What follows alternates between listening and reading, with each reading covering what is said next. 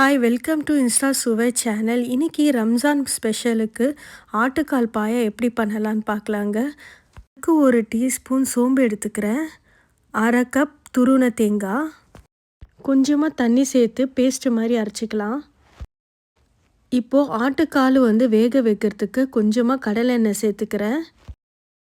எண்ணெய் காஞ்சதுக்கப்புறம் பட்டை, கிராம்பு, ஏலக்காய் சேர்த்துக்குங்க. ஒரு கப் அளவு குட்டியாக கட் பண்ண வெங்காயம் சேர்த்துக்கிறேன். இது நல்லா வதங்கட்டும். 3 பச்சை மிளகா,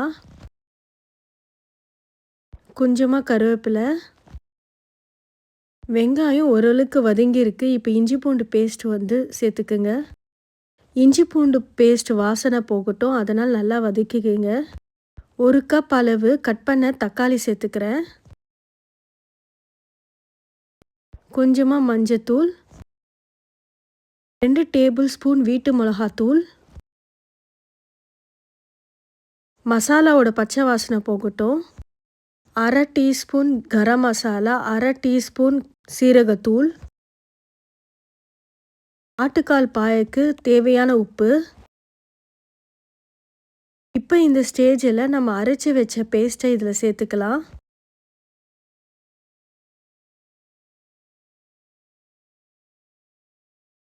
கொஞ்சமாக புதினா இலை.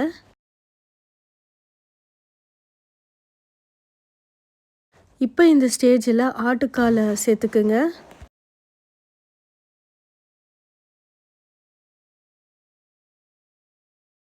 ஒரு 2 நிமிஷம் நல்லா வதக்கிக்குங்க.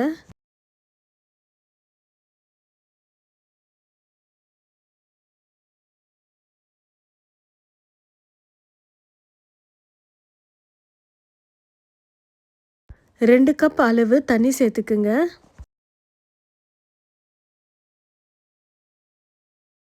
எனக்கு கொஞ்சம் உப்பு கம்மியாக இருக்க மாதிரி இருக்குது, அதனால் நான் உப்பு கொஞ்சம் சேர்த்துக்கிறேன்.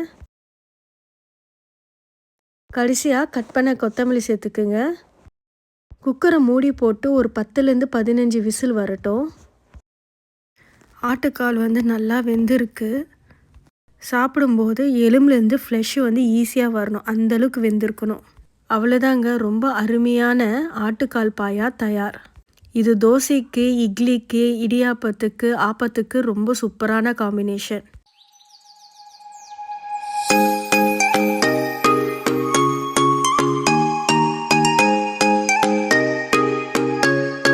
Thanks for watching. Bye.